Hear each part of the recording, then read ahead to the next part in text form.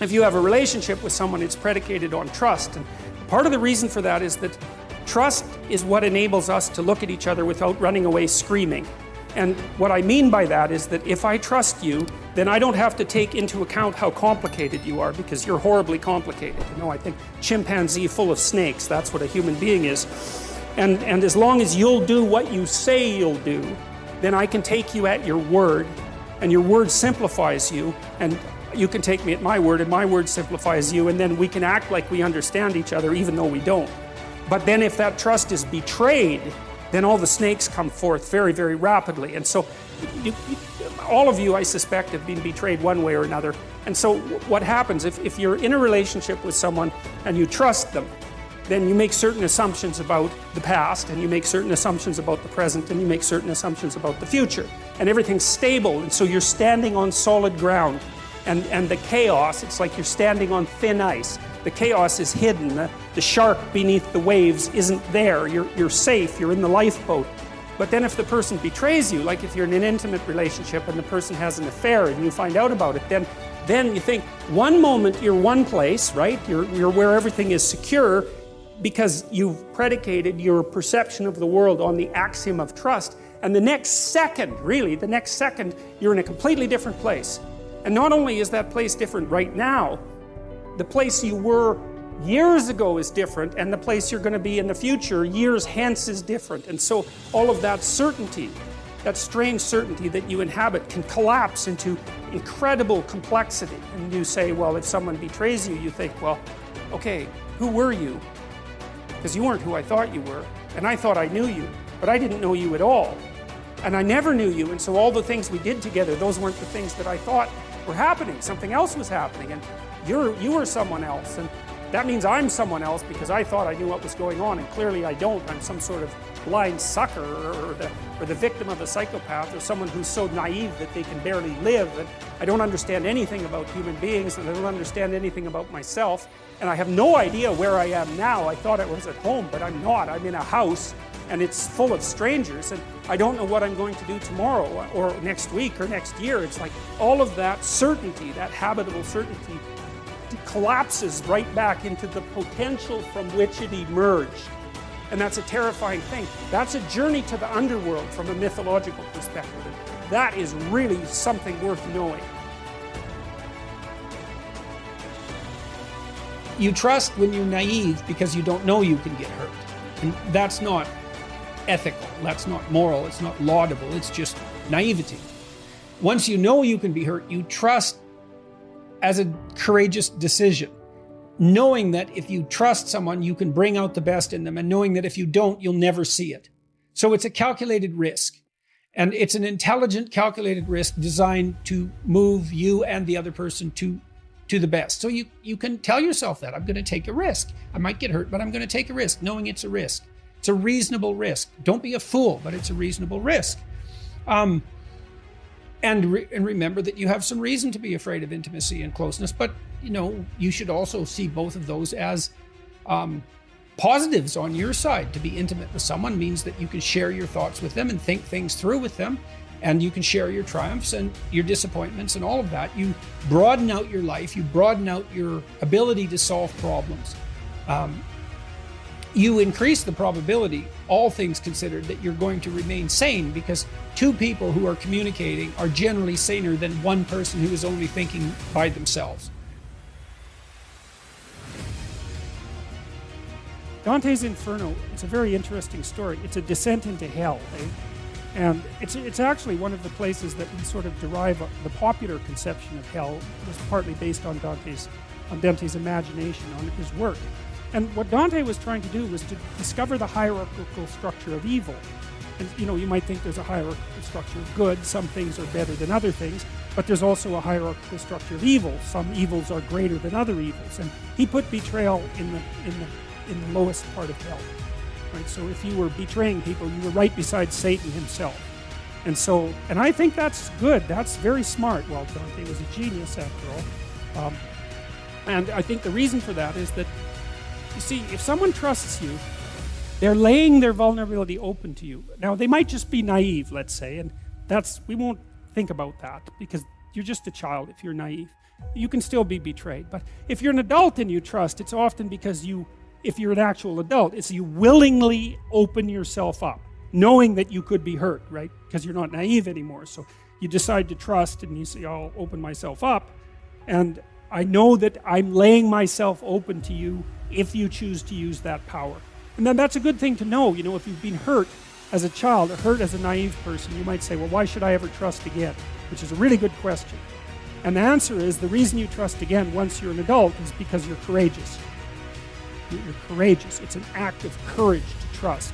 And the reason it's useful is because if you trust someone, you open the door to reciprocity and negotiation and cooperation, and you entice the best part of the person forward. And so it's a courageous act. But then if you betray someone, then what you've done is you've taken the best part of them, which is the part that will courageously trust, you know, with open eyes, right? And you've stuck a dagger in that. And so you purposefully damaged the best part of them. And so that's why it's such an egregious fault. And it's often people don't recover from that sort of thing. If you betray someone badly enough, you can damage them. Like, you can give them post-traumatic stress disorder if you really put your mind to it. And you know, that's not just a psychological disorder. If you have post-traumatic stress disorder, it produces permanent neurological alterations that make you more neurotic, more sensitive to negative emotion, really for the rest of your life. Like, you can recover from it to some degree, but stress will tend to re-instantiate the PTSD. So you hurt someone, and it's not merely not that psychological is merely, but it's not merely psychological, right? It's fundamental physiological damage. I read a very interesting book a while back called The Wealth and Poverty of Nations that was written by a Harvard emeritus professor of history. And one of the things that he claimed, I liked it, I thought it was very smart, was that the only true natural resource is interpersonal trust. If you can set up a society where people trust each other, then it will instantly become rich. And he used the example of Japan, which is a very conscientious society and very rich society, but the Japanese have no natural resources, right? None to speak of. And yet they're rich. And then you have countries like the Soviet Russia and much of South America where there's just natural resources that, you know, they're just like Venezuela, just more natural resources than you know what to do with. And the places are absolute catastrophes of cynicism and corruption. And so he attempted to document the relationship between default interpersonal trust among citizens within countries and their productivity and their GDP and their standard of living, and found a very, very tight relationship. And I like that a lot. And I've got a story about that quickly that I think is very interesting. I'll tell you two stories. One sort of generic. Well, I'll tell you one personal first. So one day, I lent my car to one of my graduate students, and he took it to Montreal. It was this old Cadillac. And it was a really bad rainstorm in Montreal, and he was in one of the highways that are like set into the ground, and there was like 6 inches of water, and he was turning a corner, hit the brakes and skidded on the water and smacked it into the wall and on the corner of the bumper, you know. And so then he brought it back, and he was very apologetic about it. And his name was Matt Shane. I'll tell you that because Matt might hear this, and I can shame him a bit for doing this. It was 20 years ago, you know. And he's a professor at the Ontario Institute of Technology, I think now, and quite a successful one. But anyways, he brought the car back, and I went and got it evaluated for damages. It was like $1,700 or something to repair it, or maybe more. But it was almost as much as the car was worth. And I thought, well, I'm not going to do that. So I went online and I typed in the part, and if you do that, you can get people to bid on sending you a used part from all over North America. So that's kind of cool. So there's all these junk dealers have got together, and they have this, you know, network of communication. So you put in the car part, and they send you a bid. And so this guy said, well, I'll send you the bumper assembly, which is the whole bumper and the lights, for like $250. And I thought, yeah, okay, you can do that. That'd be good. So then I said yes, and then he called me up. About half an hour later, this guy from way down south, he had a really deep sort of Mississippi accent. He said, wait a sec, was that for the bumper or the bumper assembly? And I said, well, it was for the bumper assembly. He said, oh, I thought it was for the bumper. And then he said, but that's okay, I'll send it to you anyways. I thought, oh, that's pretty good. So I said, well, thank you. And then I hung up. And then half an hour later, he called me up again. And he said, look, I just went out and looked at that bumper assembly, and there's a plastic trim piece on the side, and it has a scratch in it. And I thought I'd better tell you that just in case you didn't want it. And I thought, wow, that's so amazing. It's like, there's a miracle, man. It's like this guy, he's somewhere in Mississippi. I'm never going to see him again, ever. Never going to have any contact with him.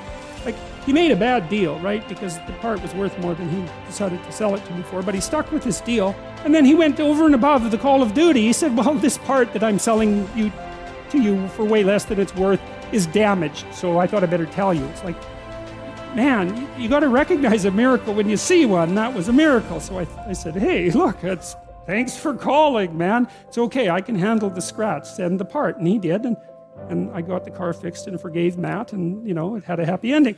So that's trust, right? Because I didn't know him from Adam. And he's a primate full of snakes just like the rest of us. And yet he was willing to simplify himself to the point where I could just take him absolutely at his word. And that meant we could trade even though we were strangers. It's like, man, do not underestimate the utility of that. And then there's eBay. So when eBay first started, the idea was, it's not going to work. Because you'll send me junk and I'll send you a check that bounces, and that'll be the end of eBay, right? And so these escrow agents popped up so you could insure your transaction with them. It's for like 10% of the transaction. They would get the check and the goods and make sure that they were okay, and then send them on or insure the transaction. But what happened was the escrow agents didn't make any money. And the reason for that was no one cheated.